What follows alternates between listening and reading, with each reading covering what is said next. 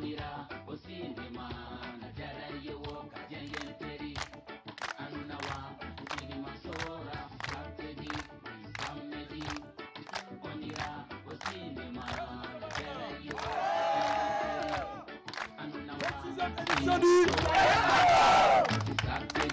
c'est le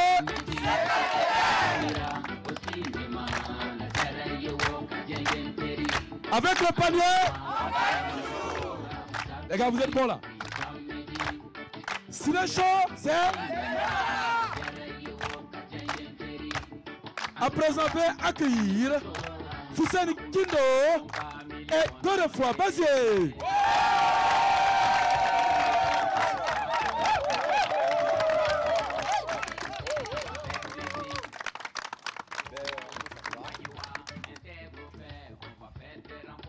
Mesdames, Messieurs, bonsoir et merci de votre fidélité à la RTB. Bienvenue à ce deuxième numéro de Ciné Show, le programme spécial à l'occasion de la 26e édition du FESPACO sur la télévision du Burkina.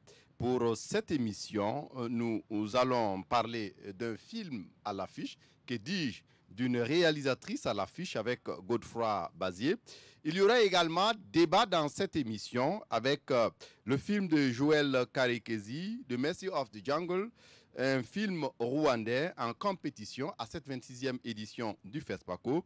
Et puis enfin, en fin d'émission, Eba Damani sera là avec son panier et vous fera gagner des cadeaux.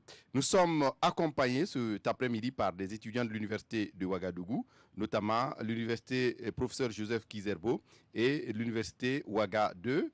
Merci d'être là. Applaudissez pour vous-même. Et donc, nous sommes aujourd'hui lundi 25 février 2019. Nous sommes au 3e jour du FESPACO. Godefroy Bazier est à l'affiche. Qu'est-ce que vous avez pu voir et que vous pouvez nous proposer ce soir? Alors, hier soir, nous avons pu regarder beaucoup de films. Nous avons vu au moins 4 courts-métrages, déambulation, il y a eu Posthume, et également des longs-métrages comme Kete Kete, du Ghanéen Sedoufia, et puis le long métrage documentaire de notre compatriote Éléonore Yameogo. Alors, Éléonore Yameogo, c'est elle que nous recevrons aujourd'hui pour parler de son film Le cimetière des éléphants. Ok. Donc, avant de recevoir Éléonore Yameogo, vous avez parlé de Kete Kete, vous avez parlé d'un certain nombre de films. Juste un petit résumé, certainement pour que les téléspectateurs qui nous regardent aient envie d'aller regarder ces films. Oui, Kete Kete du Ghanéen Sedoufia et Peter Sudefia est un film qui a en tout cas emballé pas mal de cinéphiles au ciné burkinabé. C'est une histoire simple, un couple qui se déplace, qui va prendre le train et la femme est enceinte, il rate le train. Et puis voilà, ils sont obligés de marcher pour faire des kilomètres et des kilomètres. Et dans cette pérégrination de ce couple, on va tout voir. On va parler de la famille, de sa maman qui ne l'a pas bien éduquée. Et voilà, donc les histoires de couple qui ressurgissent comme ça quelque part au milieu de nulle part. Et beaucoup de rires, en tout cas c'est un scénario qui a été bien ficelé et ça a emballé le public du ciné burkina. Et Posthume, là, c'est l'histoire d'un homme qui est amoureux d'un génie. Et parce que la femme qu'il voit dans ses rêves, c'est pas la femme qui est là tous les jours. Et voilà, donc c'est un film ivoirien qui a également, en tout cas, été bien applaudi par le public du ciné burkina. Au ciné néerlandais, nous avons pu voir le film Déambulation des Malgaches, un réalisateur malgache, un court-métrage. Déambulation, c'est en quelque sorte les pérégrinations, les tribulations d'une jeune fille, d'une prostituée à Antananarive, la capitale malgache. Et voilà, c'est une histoire poignante où la fille de 16 ans raconte comment elle est venue à se prostituer et comment, voilà, quels sont ses clients et quelles sont les précautions ou les désirs des uns et des autres. C'est un court-métrage, en tout cas. Tout à fait. Le Madagascar qui revient à cette édition du FESPACO. Oui. C'est un pays qui n'est pas souvent... Oui, ils ne sont pas souvent en compétition, bien qu'ils aient de grands cinéastes. Les Malgaches, il y en a qui sont de grands réalisateurs. Ils étaient présents dans des éditions passées, mais après quelques années d'éclipse, voilà, les réalisateurs malgaches sont de retour. Et cette fois, en tout cas, on a vu quelques films, mais c'est dans les courts-métrages. On attend de voir s'il y a des longs-métrages à découvrir avec ces réalisateurs qui nous viennent de la Grande Île. Et donc, à présent, on va recevoir votre invité, Éléonore Yamiogo. Oui. Éléonore Yamiogo qui fait partie de la première promotion de l'ISIS. Oui, l'ISIS, elle a été formée à Ouagadougou. Elle a même déjà participé au FESPACO avec un film. Et Éléonore Yamiogo que nous invitons sur ce plateau avec son œuvre qu'elle nous a présentée. C'est un documentaire de 70 minutes, le cimetière des éléphants. On va en parler avec elle, si elle veut bien nous rejoindre. Éléonore Yamiogo qui, en tout cas, qui a accepté de venir ce soir avec nous.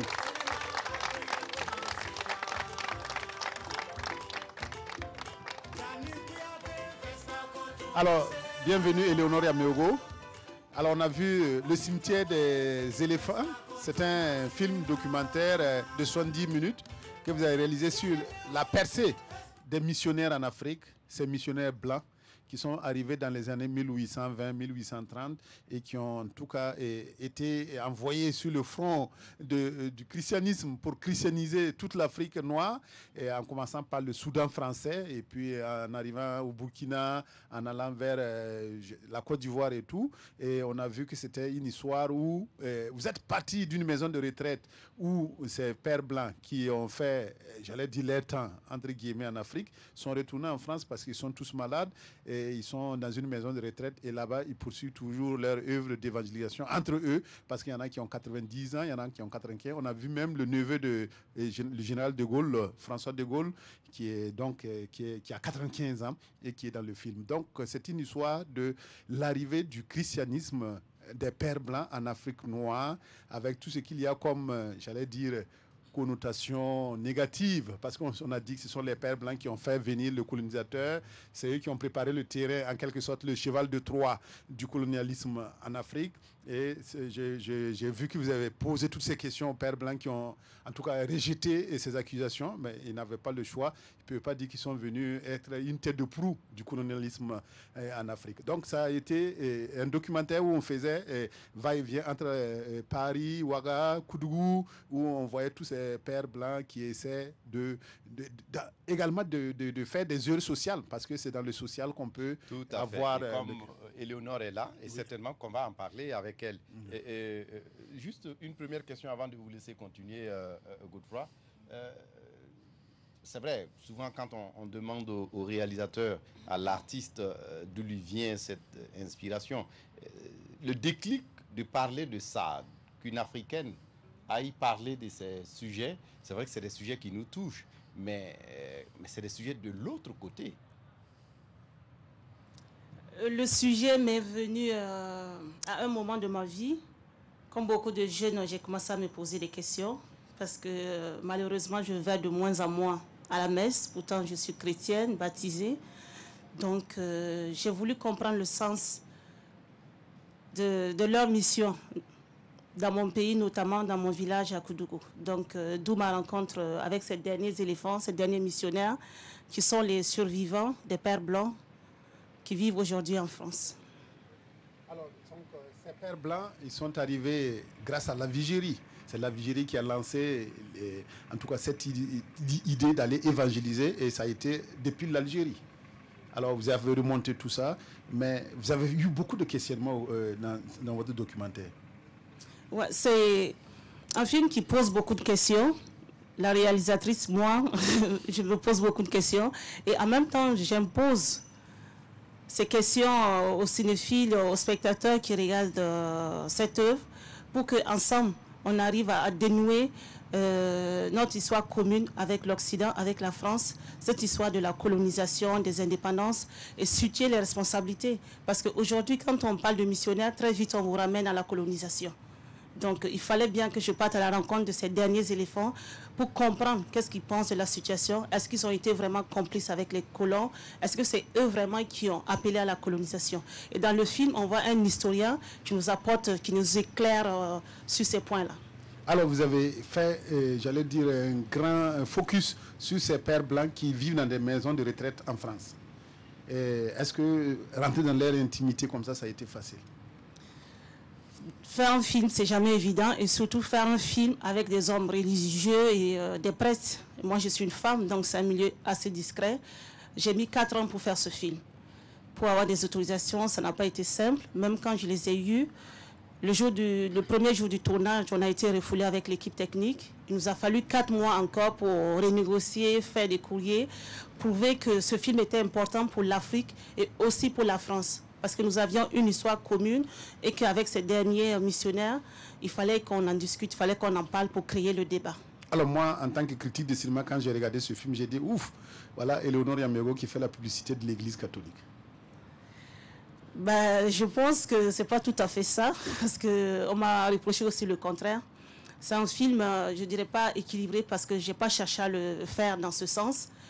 Mais je pense que je donne la parole aux missionnaires, ils s'expriment sur des questions douloureuses et en même temps on a un antagoniste qui est l'historien qui nous éclaire aussi, qui les accuse par moments sur l'ébranlement de nos structures.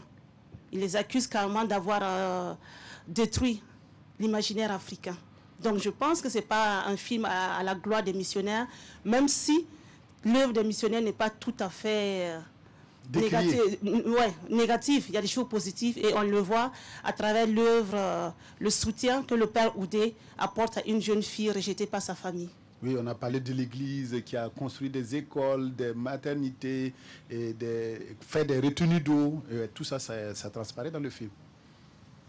Oui. Et vous êtes dans la sélection officielle du FESPACO cette année. C'est le grand retour aussi du documentaire. Vous espérez quoi? Peut-être c'est un néologisme de vous le demander. Ben, déjà être en compétition avec un film historique, un film important pour l'Afrique, important pour le Burkina Faso, au 50e du FESPACO, pour moi c'est un honneur. Et avec ce retour du film documentaire entre-temps, puisque cette année vraiment un accent particulier est mis sur le documentaire, en plus des films long métrage fiction. Ouais, il était temps que la direction du FESPACO mette vraiment la lumière sur les documentaires parce que c'est des films très très importants. Alors, les gens pensent que le documentaire c'est des films faciles à faire, mais je vous dirais le contraire. Essayez de faire un documentaire et vous allez me dire. Alors surtout quand on doit aller chercher des images d'archives où les missionnaires arrivent en Haute-Volta en 1820, en 1900, je crois en 1900 ils sont allés directement à Kupela et puis voilà après c'était à Ouagadougou en 1901. Donc il faut trouver toutes ces images d'archives et c'est pas facile de faire un documentaire en très peu de temps. Alors Eleonore Yamego, ce film, comment les cinéphiles l'ont accueilli hier au Ciné Burkina. Est-ce que vous avez eu déjà un feedback?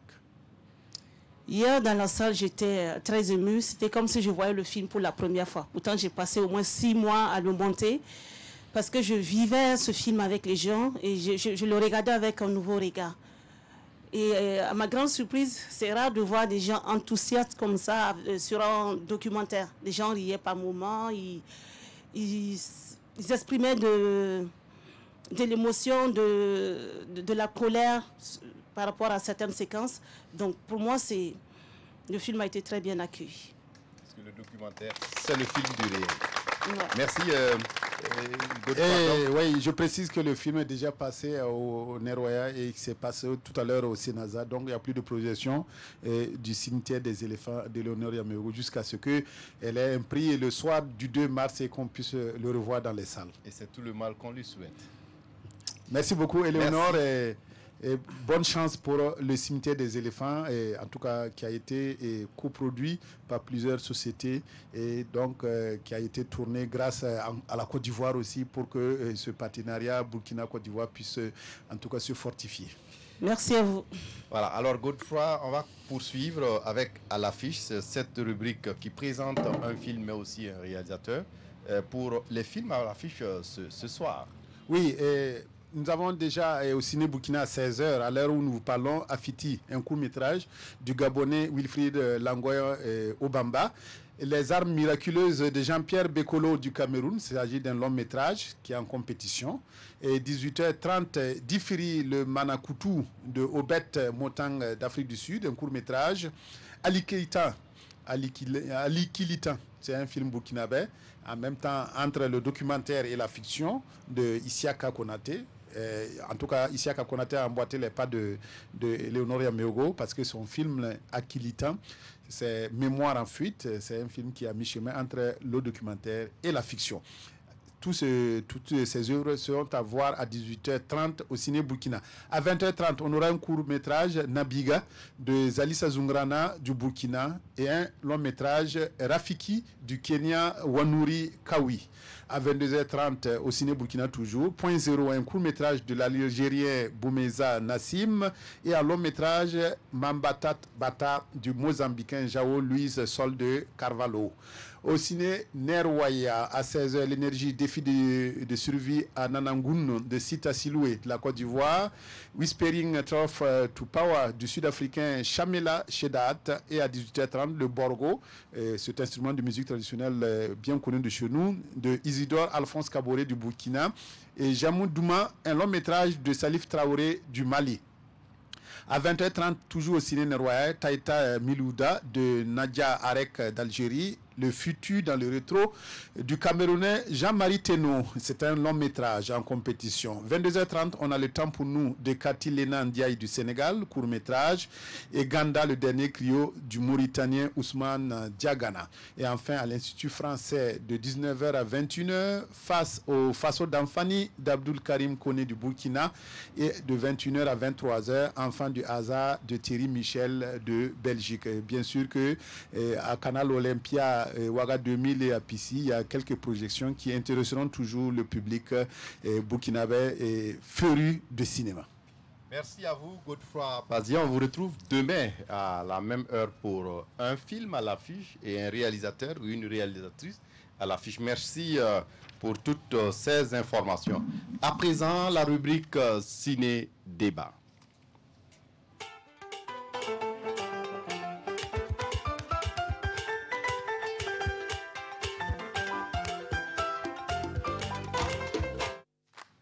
Alors, ciné-débat ce soir, nous sommes avec Joël Karekezi. Il est rwandais. Il a réalisé un long métrage en compétition à cette 26e édition du FESPACO qui s'intitule The Mercy of the Jungles. C'est un peu comme la miséricorde de la jungle, c'est ça. Et Joël Karekezi, vous avez un micro là. Bonsoir. Bonsoir. Merci d'être là pour échanger avec nous sur votre film. Et je rappelle que vous êtes accompagné par votre première assistante qui est également une des actrices de votre film. Oui, c'est Kantarama Gaïgiri. Nous avons aussi deux critiques de cinéma avec nous. Elles font partie de l'association des critiques de cinéma du Burkina, la SCRIB. Elles vont se présenter. Bonsoir, je me nomme Tassombedo Mamounata, critique littéraire. Elle a également derrière une autre collègue.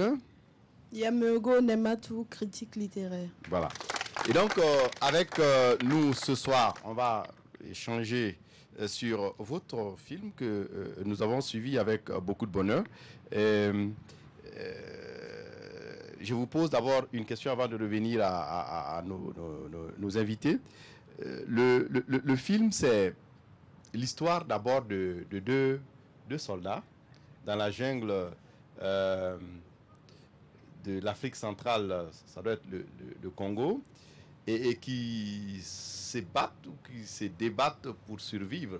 Et finalement, l'histoire finit en queue de poisson, puisque les protagonistes sont morts. Donc, d'aucuns ont pensé que c'est un film anti-militariste. Oui, c'est un film, je dirais, de survie et de découverte que qui nous sommes et faire des choix de la vie. C'est des protagonistes, Xavier et Faustin, qui est le jeune recrues. Ils vont se perdre dans cette jungle immense, là où ils vont essayer de survivre, mais c'est la jungle qui va les faire voyager, mais aussi ils vont les aider à se découvrir, à dépasser leurs propres démons et à les permettre de grandir, d'évoluer, mais aussi de faire des choix. Voilà. Mamounata, vous avez suivi le film. Et, très rapidement, avant qu'on ne continue, qu'est-ce que cela vous a laissé comme impression? Est-ce que vous avez aimé? J'ai adoré. J'ai adoré, franchement et sincèrement. C'est un très beau film et vraiment le film m'a marqué.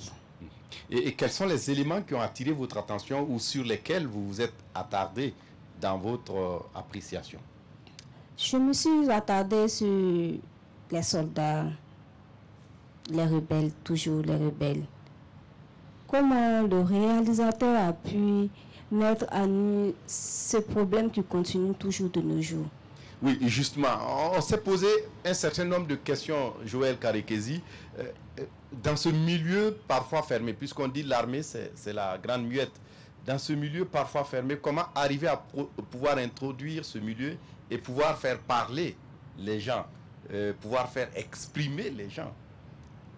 Oui, d'après tout, c'est des humains. Et pour moi, j'avais envie de comprendre. Parce que souvent, même ici à Ouaga, vous savez qu'il y a beaucoup de soldats partout. Comment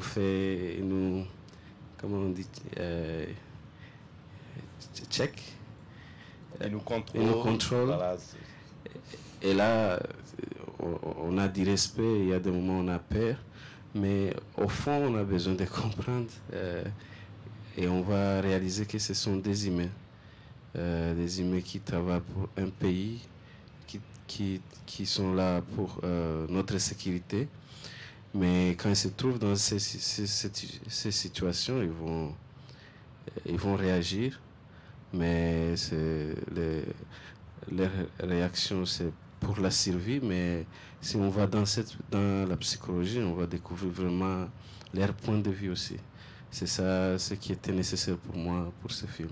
C'est une fiction, mais oui, la fiction se rattache à la réalité.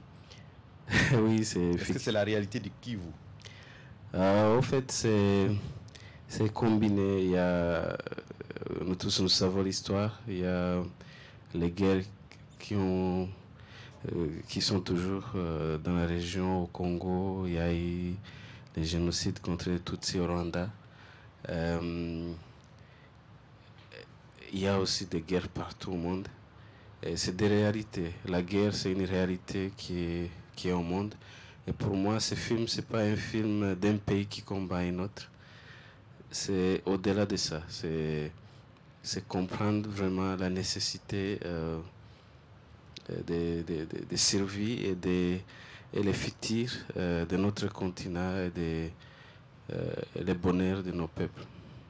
Oui. Et derrière, vous nous rappelez votre nom, vous dites... Voilà, justement, le thème de la guerre est très prégnant dans le film The Mercy of the Jungle. Et est-ce que vous, en allant voir ce film, cela vous a laissé des impressions? Est-ce que quelque part vous vous êtes posé certaines questions, certainement sur... peut-être c'est parce que ces guerres sont aussi banales aujourd'hui dans le monde que peut-être ça se retrouve dans les productions cinématographiques. Est-ce que c'est un peu votre avis, Yaméogo? Non, pour moi, c'est un devoir de mémoire que ce réalisateur produit ce film. Il est en train de sensibiliser toutes les nations. Ça ne concerne pas que l'Afrique, tout simplement, c'est le monde entier qui est concerné. Et pour moi, il met en exergue les méfaits de cette guerre-là. Et quand il tue son acteur principal à la fin, il dit que c'est pour une renaissance, pour donner un monde nouveau, tout simplement. Et justement, finalement, cette fin qui nous laisse un peu perplexes, puisque ils ont fait de mauvaises choses. Mais est-ce pour autant que le salaire du mal, c'est la mort ou la mort, c'est... Pour le réalisateur, pour cette renaissance-là, pour que ce cercle vicieux s'arrête, il fallait que l'acteur meure. Et pour un soldat, c'est compréhensible. Quand on part à la guerre, il y a deux issues. Soit on revient vivant ou c'est la mort qui est plus imminente. Mais justement, cette mort, moi, ça me laisse perplexe dans la mesure où c'est une mort simple. On meurt à la guerre, oui. Mais la façon dont il est mort. Oui, le réalisateur l'a dit. La mort simple, c'est pour montrer qu'à un moment donné, l'acteur, il a compris. Je dirais le sergent Xavier, il a compris qu'il fallait qu'il mette un terme à cette guerre-là. Et la guerre s'arrêtait avec lui. Parce que s'il continuait, ça continuait, la chaîne continuait tout simplement. Donc il fallait qu'il meure un individu simple, mais pas en tant que soldat. Oui, et Joël, on est intrigué un peu par cette fin du film, voilà, par la mort. Je trouve que c'est trop facile. Allez-y, allez-y. Je pense... ça marche pas. Oui, allez-y, ça marche. Je pense si on regarde de près, c'est pour ça l'audience, après le film, ils oublient tout ce qui s'est passé, ils pensent à la mort. C'est simple, mais ça te touche. Ça te fait révisionner toute l'histoire, ça te pose des questions. Sur la vie. Et pour moi, je pense que c'est pas vraiment... La façon dont il est mort, c'est pas simple. Mais c'est simple visuellement, mais on réalise que c'est pas simple quand l'audience, ça les travaille. Et ça les travaille jusqu'au moment où ils en posent des questions, en essayant de comprendre pourquoi ce choix. Et les choix, c'est, comme je disais, c'est le futur. Et le futur doit être meilleur. C'est pour ça qu'on a l'autre soldat qui est dans son ferme, qui réalise son rêve d'élever ses enfants. Oui, Mamounata, les thématiques abordées par le film, c'est d'abord les thématiques de la guerre, mais quand il parle de la guerre, parle de la paix. Mais on voit aussi cette question d'adversité. La jungle, c'est pas pour des enfants de cœur. Effectivement. Surtout avec tous les dangers qui se trouvent dans la jungle. La jungle, ça a été une très bonne idée de la part du réalisateur de nous amener dans cet endroit-là. Et à travers la peur, la maladie, on a vu que les deux acteurs ont pu sortir de la jungle-là avec une bonne santé. Oui, et est-ce que finalement, le monde aujourd'hui n'est pas une jungle? Est-ce que c'est pas à ça que le réalisateur veut nous ramener? On a des guerres partout. Il y a des terrains de guerre comme l'Afghanistan, la Syrie, l'Irak. Il y a eu entre-temps la Libye. Si c'était voir ce monde-là de cet aspect, j'aurais dit que la jungle est encore très simple. Parce que le monde d'aujourd'hui est tellement coincé. C'est comme si on se retrouvait dans une boîte de sardines. Pas de paix, tout le temps la guerre, les sangs qui versent. Si le réalisateur voulait nous montrer cet aspect-là, je crois qu'il aurait dû choisir un autre endroit qui fait plus peur que la jungle. Parce que dans la jungle, avec le gorille même, il était gentil, il est parti. Ça veut dire qu'il y a une certaine paix dans la jungle. Alors que, disons, dans une boîte de sardines, tu n'arrives même pas à respirer. Oui, et Joël? En fait, je peux vous donner l'exemple. On était avec Kantarama et je peux vous donner l'anecdote. Nous-mêmes, on était plus de 40. Dans cette jungle, on se sentait comment? Oui, bonjour, je vais juste peut-être introduire un petit peu toute cette histoire. Je m'appelle Kantarama Kahigiri, je suis réalisatrice rwandaise. Un jour, Joël est venu vers moi et m'a dit « Ouais, j'ai ce projet ». Et il m'a donné son scénario. Et j'ai lu ce scénario et j'ai vraiment été sous le charme de cette histoire qui est nécessaire. Parce que voilà, c'est un message de paix. Et donc, je lui ai dit, mais je viens t'aider, je viens tout faire pour faire partie de ce film. Et donc, on a commencé à mettre en place le tournage. Voilà, 40 personnes. Joël tenait vraiment à ce qu'on tourne dans une jungle qui soit, pour que nous-mêmes, on a fait le même voyage intérieur que dans l'histoire, en fait. Que nous-mêmes passions par tous ces états. Et donc, c'est pas été une mince affaire, mais on est sorti de là, grandi, changé, transformé, et on a des amis extraordinaires maintenant. Cette jungle, au début du film, qui peut sembler hostile, vous avez raison, il y a ce moment avec les gorilles, où tout à coup on se rend compte, on est un peu dans un moment suspendu dans le temps, et c'est magique, et on est chez eux, et on doit devenir humble. Et après, c'est comme un tournant dans le film, les choses changent, et finalement on se rend compte que c'est pas la jungle le problème. Je crois que, si je traduis bien. C'est l'humain le problème. Voilà, je ne veux pas parler à la place de Joël, mais je vais le laisser répondre. Oui, et ce que j'avais aussi envie de ramener, c'est vraiment la beauté. Comme vous avez vu, la jungle, elle est belle. Et il est aussi dangereux. Je vous assure, parce que je me souviens, il y a des moments où c'est quand même un paradoxe, Joël. La beauté de la jungle, mais les gens fuient la jungle. Je ne suis pas sûr que les jeunes qui nous accompagnent ce soir sont prêts à y entrer, à faire l'aventure. Oui, c'est pour ça, comme elle disait, c'est simple, la jungle, on aurait pu aller dans un autre endroit, mais moi je pense vraiment à la jungle, c'est... par exemple, il y a des moments où on a marché plus de 7 heures dans cette jungle, là parce qu'il n'y a pas les chemins, il faut couper tout. Ça monte, ça descend, c'était fatigant, c'était psychologiquement tu es perdu. Et moi je pense que les obstacles, c'est pas seulement avoir des grands animaux, des éléphants, tout ça. Des petites choses peuvent te traumatiser. C'est pour ça qu'il y a une petite moustique qui va piquer Xavier. Exactement. Et là, ça va lui faire l'enfer. Il va voyager dans le passé et le futur. Et on remarque même que la jungle, c'est comme un personnage dans votre film. En plus des deux acteurs, la jungle est présente, est omniprésente. Oui, c'est ça. Parce que moi, j'avais envie qu'il soit un personnage qui les confronte, qui les fait penser, qui les fait dépasser leurs limites. Et la façon de filmer ça, il bougeait avec... Vous étiez dans la salle, je pense que vous voyagez avec eux. C'est comme un road movie. Oui, c'est road movie. Et aussi les sons, l'image, la musique, tout ça, ensemble, ça te fait voyager avec ces deux personnes et ça te fait sentir. Ce qui manque vraiment, c'est l'odorat. C'est peut-être... Oui.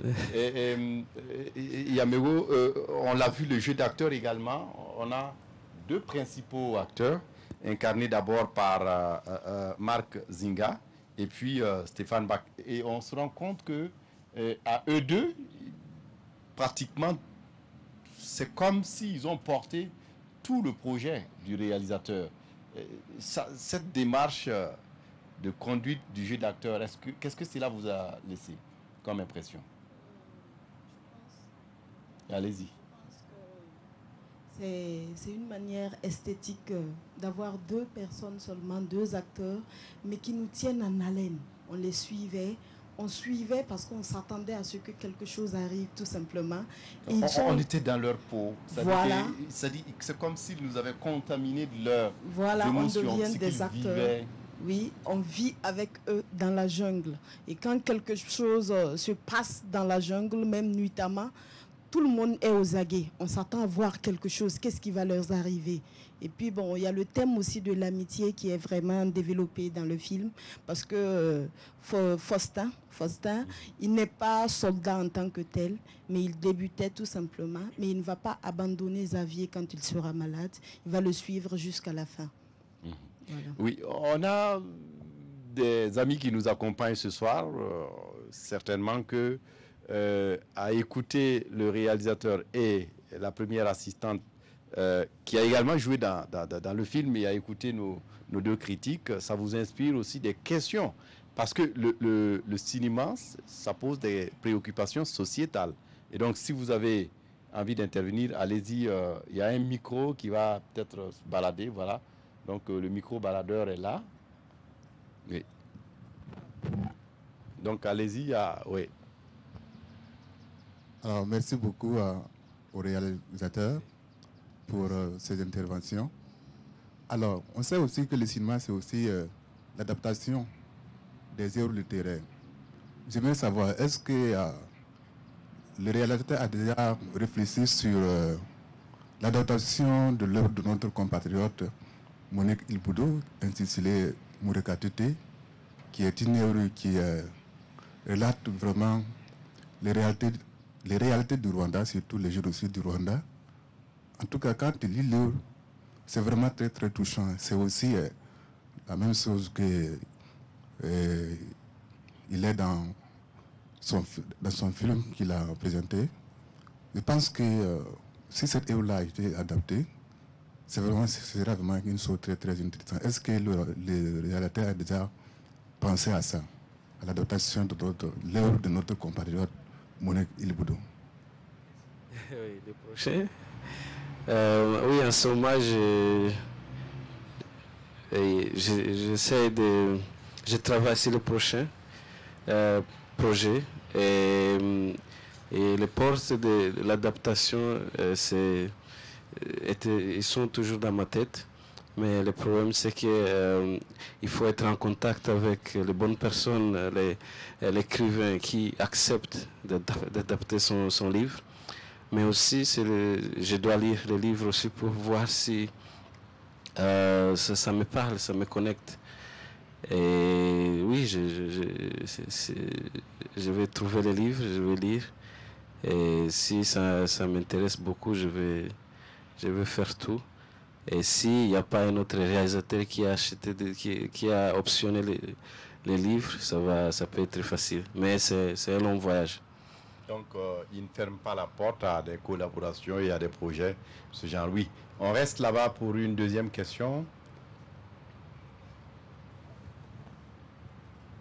Merci beaucoup pour votre exposé. Merci. Et moi, j'ai deux questions. Alors, la première question, c'est pendant le tournage du film, est-ce que vous avez eu à rencontrer les difficultés? Alors, quelles sont les difficultés que vous avez rencontrées? Et aussi, je voudrais savoir, parce que quand on veut faire quelque chose, on a toujours un objectif qu'on veut atteindre. Est-ce que vous pensez que vous avez atteint votre objectif ou vos objectifs? Pour les difficultés, comme on est à deux, on était ensemble aussi dans les tournages. Quand même, j'ai préparé le film. Elle va donner ses difficultés et moi, je vais aussi te dire mes difficultés. Bien, puisque j'étais en train de préparer la logistique pour le film, voilà, le challenge, c'était de faire survivre 40, 60, parfois 100 personnes dans la jungle. Et on était à pied et on portait tout sur le dos. Donc de l'eau, à manger, l'équipement, etc. Avec une marche sur terrain très raide, à plus de 2000 mètres d'altitude. Voilà. Et déjà, un tournage normal dans une maison, c'est compliqué. Mais un tournage en extérieur avec des conditions pareilles, ça a été très très physique. Alors en fait, je pense que, un peu comme dans le film en fait, le plus difficile, c'était de combattre son propre esprit en fait. Parce qu'on est très fort et on peut dépasser ses limites. Mais il faut avoir confiance. Donc en fait, on a eu la chance parce que Joël a vraiment bien choisi chaque membre de l'équipe. Et ça s'est complété et on a pu se tenir, se serrer les coudes ensemble. Donc les difficultés ont été en même temps des leçons pour vous. Absolument. Je pense que moi, ça fait bientôt 15 ans que je travaille dans le cinéma, à New York, en Europe, au Rwanda. Je pense que si je devais citer un film qui m'a marqué, ça va être La Miséricorde de la jungle, de Mercy of the Jungle. Ça nous a tous changé énormément.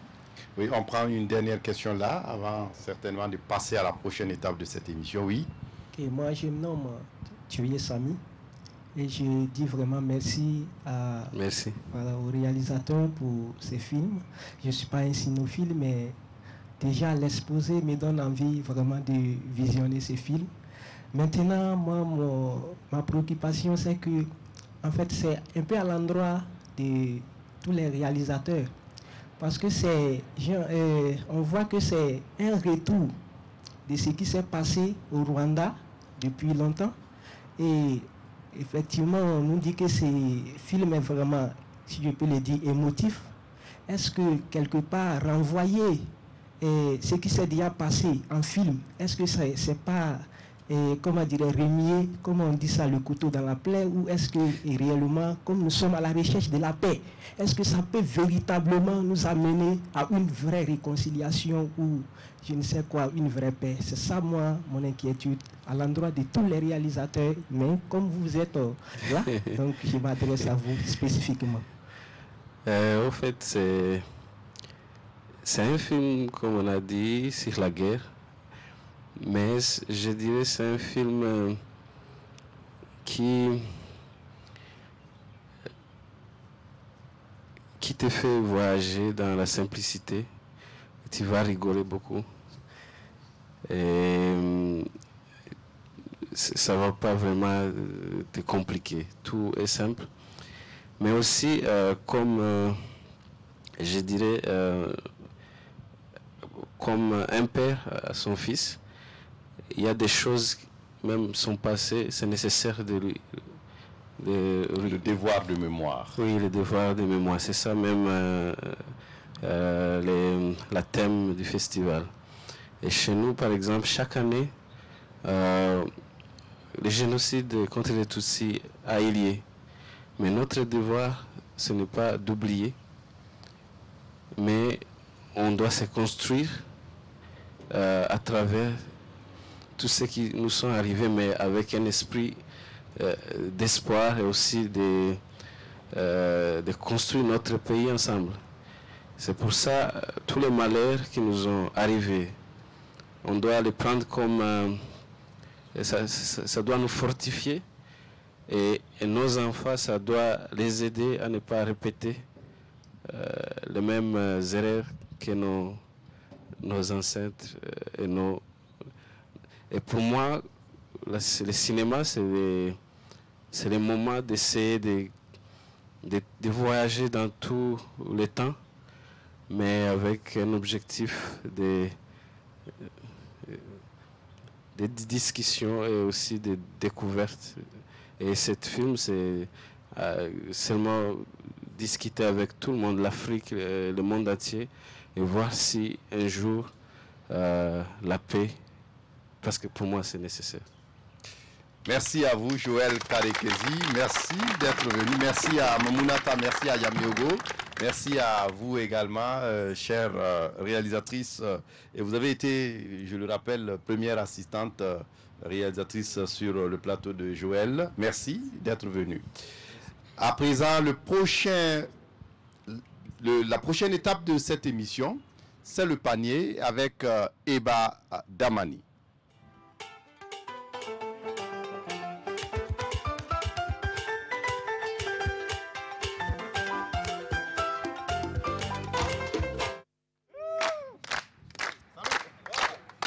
Eba Damani, bonsoir. Bonsoir, Fousseni Kindo. Vous êtes là également ce soir. Tout à fait, pour oui. ce deuxième numéro. Absolument. Avec votre panier. Tout à fait. Certainement qui fera gagner beaucoup de prix. Et je vous en prie. Voilà. Alors, hier, il y a eu des gagnants. Naturellement, encore ce soir, 200 €. J'espère bien. Mais rassurez-vous, car avec le panier... Alors, puisque nous sommes donc à la 26e édition du FESPACO, c'est la semaine du cinéma. Alors, on va essayer juste quelque chose avec Tapiga. Donnez-lui un micro. Est-ce qu'on peut l'applaudir? Alors, c'est le premier rôle qu'il joue dans un film. Et notre film est intitulé Le Millionnaire. Ok. C'est donc la première de ce film. Tapiga, bonsoir. Bonsoir, Tapiga. Bonsoir, monsieur. Alors, Que se passe-t-il? Je t'attends depuis 15 minutes. Ah bon? Comment ça? Mais ton grand frère t'a pas remis quelque chose pour moi? Attends, mais c'est quelle histoire ça? Mais ne joue pas à l'étonner là. On te donne un sac contenant de l'argent, 3 millions. Ah bon? Et tu là, tu joues, mais ça veut dire quoi ça? C'est combien même? Est-ce que tu me connais? Moi, on m'appelle Brice le dangereux. Tu me connais? Mais tu es malade? Bon, attendez. Mais attends, ça ne va pas, non? C'est quelle histoire ça? Attendez. Est-ce qu'il y a un péché que Dieu ne pardonne pas? Attends, mais est-ce qu'il est normal? On lui remet un cinéma. Excusez. Un sac contenant une somme de 3 millions de francs CFA. Il n'est pas comme ça. Attendez, vous n'allez pas quand même me monter devant les gens quand même. Est-ce qu'on peut l'applaudir? Ce genre de choses-là. Merci. Alors, peut-être que c'est un peu sa chance, hein, Fousseni. Il aura peut-être ses chances de jouer dans un film. Dans les mois à venir. On va encore l'acclamer. Alors, le panier, c'est ce jeu justement que la RTB vous propose à travers cette émission et c'est quasiment tous les jours jusqu'à la fin, bien entendu, de cette fête. Alors, c'est un jeu, donc les questions sont axées sur le FESPACO. Mais attention, je vous l'ai dit tout à l'heure, avec le panier, donc pas d'inquiétude. Alors, nous avons 5 questions, ok? Ces questions sont juste devant moi, donc numérotées de 1 à 5. Et chaque numéro correspond à une question. Il vous suffira tout simplement de me rejoindre ici et de choisir tranquillement votre question. Ok? Est-ce que ça peut aller? Est-ce qu'on peut applaudir? Vous tirez un numéro dans le panier. Voilà. Qui correspond à une question. On vous la pose. Vous la découvrez en même temps que tout le monde. On vous la pose. Si vous avez la réponse, vous avez un cadeau. Voilà. C'est pas si simple que ça? Voilà. Ok. Et comme je l'ai dit hier, dans le cas contraire, vous rejoignez votre place, mais attention, pas de colère. Tranquillement, ok? Alors, on va commencer. Qui va se jeter à l'eau? Bon, déjà, est-ce qu'on a un petit temps? Je voudrais quand même permettre à une femme, enfin, puisque quand même le genre, on s'intéresse aux gens aussi. Oui, voilà, dans l'émission, il n'y a pas eu de gagnante. Voilà, hier, je ne sais pas, toutes les filles sont restées silencieuses jusqu'à la fin de l'émission. Je ne comprends pas. Bon, donc on va essayer. Il y a une qui sourit bien là. Elle affiche un joli sourire. On va peut-être leur permettre d'avoir la chance. Alors, comment est-ce que tu t'appelles? Je me nomme Ouedraogo Flora Ouentouin. Comment? Flora Ouentouin Ouedraogo. Ouentouin, donc il y a Dieu dans ton nom. Hein? Donc, elle peut avoir la chance. Alors, nous voulons tout simplement le nom du premier président du comité d'organisation du FESPACO. Mais attends, ma soeur, mais que se passe-t-il? Bon, qui peut l'aider? 2, 3, 4, 5, je ne dirais pas demoiselles, mais femmes. Personne ne peut l'aider? Bon, donc vous avez raté. C'était votre chance.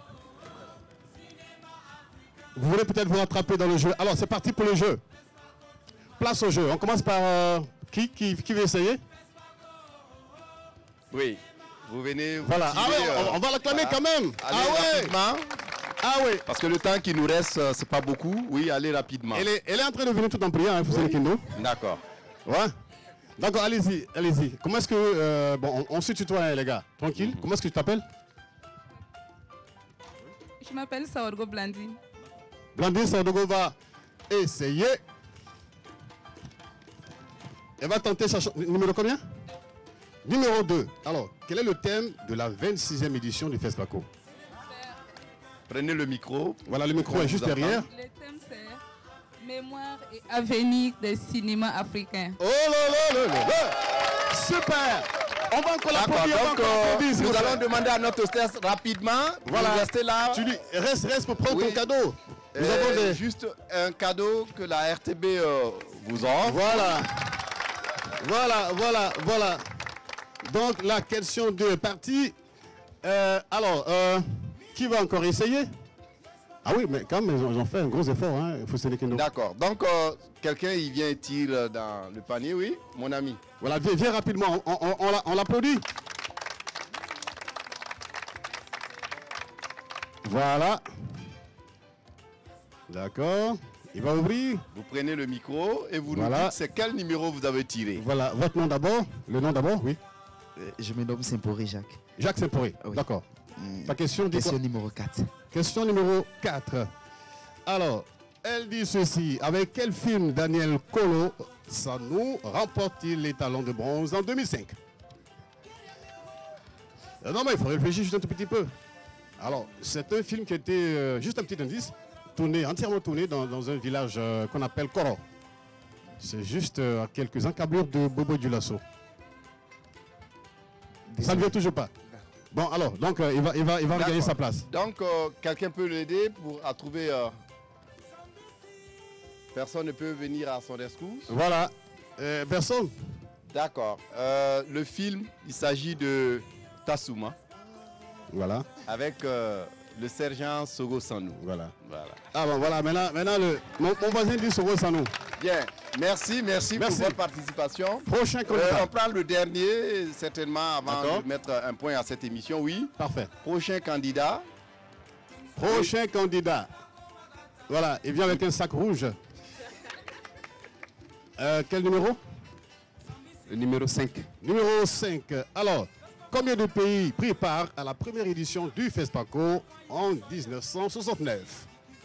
Combien de pays prit part à la première édition du FESPACO en 1969? Ben, Combien de pays ont pris part à la première édition? C'était la semaine du cinéma africain. À l'époque, ça ne s'appelait pas FESPACO d'abord. Voilà. Mais il y avait 5 pays. Voilà, mais je vous donne un indice. 5 pays. Voilà. Est-ce que vous pouvez les citer? Le Burkina. Et à l'époque, comment est-ce que... Allez-y, on va voir si c'est juste. Oui. Il est intelligent, il commence par le Burkina. La Côte d'Ivoire. Oui. Le Ghana. Dado, non. Le Sénégal. Oui. Le Mali. Non. Le Niger. Vous avez épuisé les 5 pays. Voilà. Vous n'avez pas la réponse. Donc, alors vraiment, merci d'être venu avec le panier qui a fait gagner une gagnante. Oui, voilà. Alors demain encore, c'est un autre jeu. On sera là. On sera là avec le panier. Et puis, vous allez juste inviter les uns les autres. Tous ceux qui souhaiteraient prendre part à cette émission, eh bien, rejoignez-nous donc à partir de 16h. C'est tous les jours jusqu'à la fin de cette fête. Monsieur Kindo, je te dis merci. Merci à toi également. Voilà. Eva. Merci les gars et à demain. Voilà, donc on va mettre un point final à cette émission, mais je voudrais dire que ce magnifique décor que vous voyez avec ces matériaux de récupération, c'est l'œuvre de l'espace Loukaré avec son designer en chef, Inoussa Dao.